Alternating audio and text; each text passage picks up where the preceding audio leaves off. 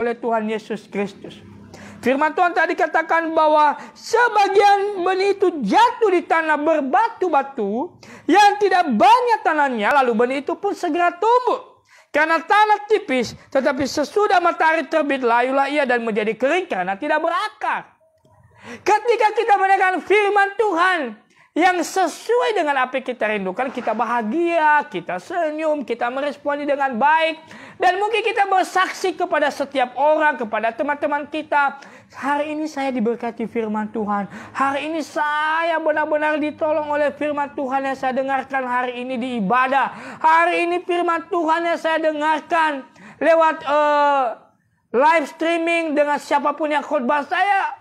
Benar-benar diberkati oleh firman Tuhan yang disampaikan oleh Pak Pendeta itu. Saya benar-benar diberkati oleh firman Tuhan lewat renungan yang dikirim oleh Bapak Pendeta itu lewat grup WA, lewat WA pribadi saya. Sangat benar-benar diberkati. Dan mungkin kita begitu happy, begitu senang Bapak Ibu Saudara.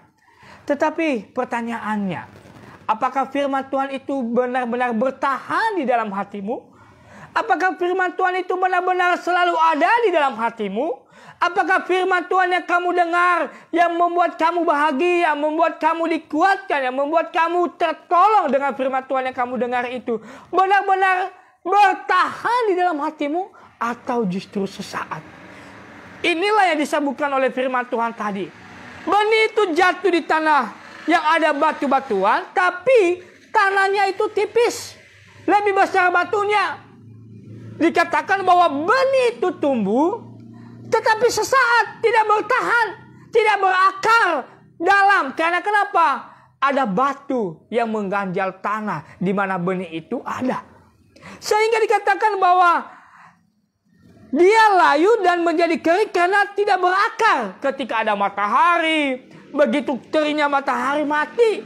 Atau ketika ada angin yang begitu kencang, sehingga benih yang tumbuh itu dibawa oleh angin. Demikian juga kita Bapak Ibu Saudara sangat menarik. Mengapa mudah kita jatuh? Bukan disebabkan karena penindasan yang begitu berat. Bukan persoalan yang begitu berat. Bukan pergumulan yang begitu berat. Tetapi karena benih yang ada di dalam hati kita, karena firman Tuhan yang kita dengar tidak begitu berakar, tidak begitu tumbuh. Karena kenapa? Karena masih ada batu-batu yang mengganjal di dalam hati kita, sehingga benih itu tidak bisa benar-benar bertumbuh di dalam hati kita. Masih ada batu yang kita simpan, masih ada pergumulan yang kita simpan, masih ada dendam yang kita simpan, masih ada hal-hal yang belum kita buang di dalam hati kita, sehingga benih itu tidak bisa bertumbuh. Sehingga firman itu tidak benar-benar tertanam dalam hati kita. Benar kita bahagia. Benar firman Tuhan itu menolong. Benar firman Tuhan itu menguatkan. Tetapi hanya sekedar kita puas sesaat. Hanya sekedar telinga kita puas sesaat. Hanya sekedar hati kita puas sesaat. Atau sesaat kita lega, atau sesaat kita bahagia, tetapi tidak benar-benar berakar. Ketika ada masalah lagi, firman Tuhan itu tidak ada lagi dalam hati kita. Itu tadi yang disampaikan oleh firman Tuhan bagi kita. Sesungguhnya bukan persoalannya besar, tetapi karena kita belum membuat hati ini sebagai tempat benih yang benar-benar firman Tuhan itu ditanamkan. Oleh sebab itu Bapak Ibu Saudara diberkati oleh Tuhan Yesus Kristus. Makanya dalam Yakobus pasal 4 ayat 7. Karena itu tunduklah kepada Allah dan lawanlah iblis. Maka segala akibat dari perlawanan yang kau lakukan itu akan lari daripadamu.